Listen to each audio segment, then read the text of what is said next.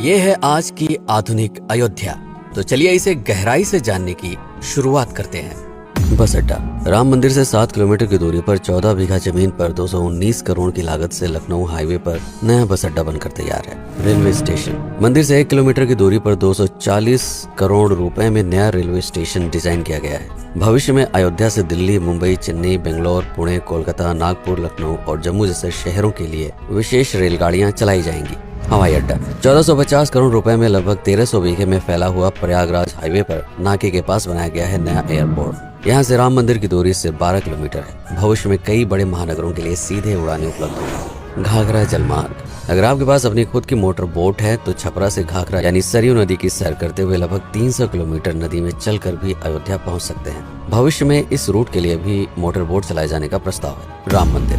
अयोध्या के राम मंदिर की कुल कीमत है 1800 करोड़। पूरी तरह बन जाने के बाद अयोध्या का मुख्य आकर्षण होगा। राजस्थान के मशहूर मकराना के पत्थरों से आकार लेते इस मंदिर की अनुमानित उम्र होगी लगभग 1000 साल। 22 जनवरी को पहली मंजिल का उद्घाटन होगा, जिसमें राम की बाल्यावस्था की मूर्ति रखी जाएगी। बाकी की 2 मंजिलों का कार्य चलता रहेगा। खजुराहो के मंदिरों की नागर शैली के आधार पर इसे तराशा जा रहा है। मंदिर का कुल क्षेत्रफल 156 एकड़ या 251 बीघा है।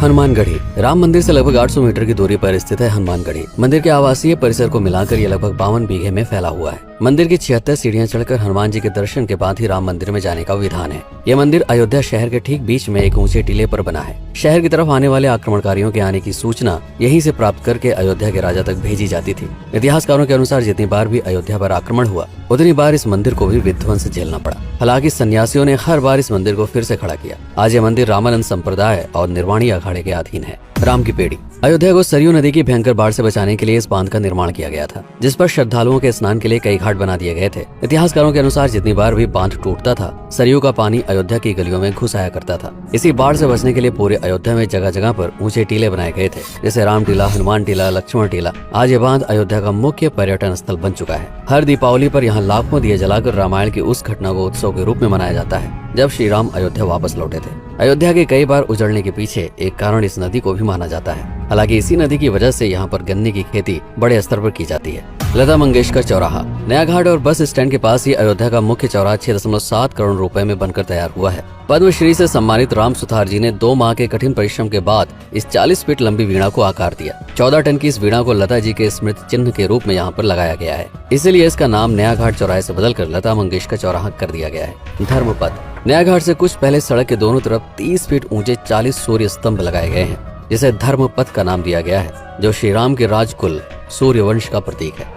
दशरथ समाधि स्थल। नए बस अड्डे के बगल से एक पतली रोड कछार से आगे बढ़ते हुए लगभग 12 किलोमीटर दूर ले आती है दशरथ समाधि स्थल, जो बिलहर घाट पर मौजूद है, जिसके बारे में मान्यता है कि यहाँ पर राजा दशरथ का दाह संस्कार हुआ था। राम मंदिर के साथ ही इस जगह को भी पर्यटन स्थल के रूप में विकसित किए जाने की योजना पर कार्य चल रहा है। भरत कुंड। अयोध्या से 15 किलोमीटर दूर है नंदीग्राम। यहाँ मौजूद तालाब को भरत कुंड कहते हैं। मान्यता है कि इसी जगह से भरत ने पूरे अयोध्या का राज कार्य संचालित किया था। पर्यटकों के लिए इस स्थान को भी विकसित किया जाएगा। गुप्तार घाट। राम की बेड़ी से सरयू नदी के किनारे चलते हुए 10 किलोमीटर दूर स्थित है गुप्तार घाट। ये कैंट एरिया में पड़ता है। इस जगह को श्री राम के जल समाधि के रूप में महत्व दिया जाता है। इसके अलावा अयोध्या नगर में हर गली में कई विशेष मंदिर हैं, जिनकी अपनी मान्यताएं हैं, कथाएं हैं, विशेषताएं हैं। पूरी तरह से विकसित हो जाने के बाद नई अयोध्या को पूरी तरह से जानने के लिए, इसका आनंद लेने के लिए कम से कम 3 दिनों तक यहाँ रुकने की आवश्यकता है। देश विदेश से ज्यादातर पर्यटक भारत आते हैं उत्तर प्रदेश में आगरे का ताजमहल देखने और प्राचीन नगर काशी और सारनाथ घूमने। प्रश्न ये है कि अयोध्या घूमने और श्री राम का मंदिर देखने के लिए भला विदेशी क्यों आएंगे?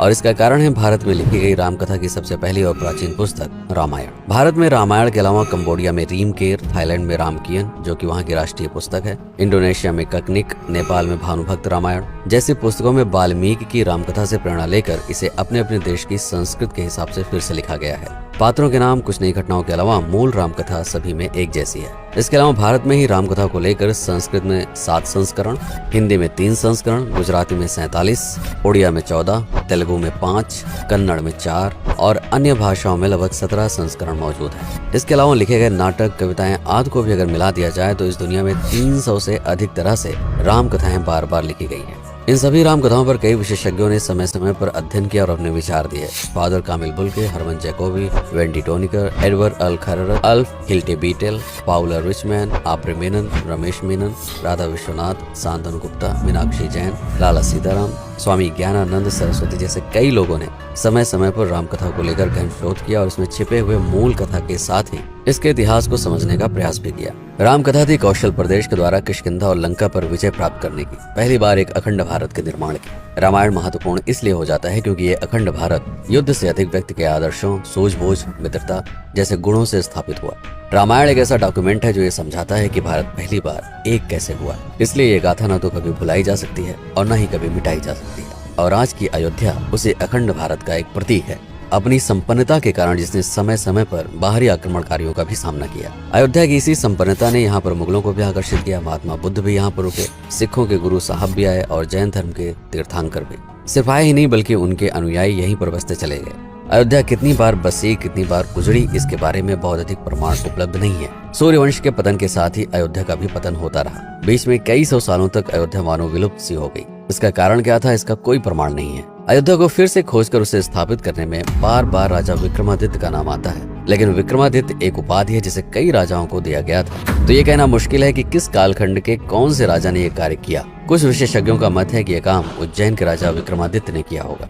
नंदवंश, मौर्य वंश, शुंग वंश, गुप्त वंश आदि के साम्राज्य में भी अयोध्या का वर्णन प्राप्त होता है। सबसे बड़ा विध्वंस हुआ 1527 के आसपास बाबर के कार्यकाल में, जब राम मंदिर को ध्वस्त कर बाबरी मस्जिद स्थापित की गई। सन 1722 में बंगाल के नवाब अली वर्दी खान ने व्यापार के नजरिए से राम मंदिर से कुछ किलोमीटर की दूरी पर एक नया शहर बसाने की शुरुआत की। 1730 में अवध के पहले नवाब सादत अली खान ने इसका नामकरण किया फैजाबाद। इन्हीं के उत्तराधिकारी सुजाउद्दौला ने इसे अवध की राजधानी बनाई। 1775 में अवध के चौथे नवाब आसिफुद्दौला ने फैजाबाद की जगह लखनऊ को अवध की राजधानी घोषित की। रावण अहंकार का प्रतीक और श्री राम विनम्रता के। रामायण अहंकार पर विनम्रता की विजय है। अयोध्या को अगर पर्यटन स्थल का केंद्र बनाना है तो इस आधार पर बसाना होगा, राम राज जलाना होगा।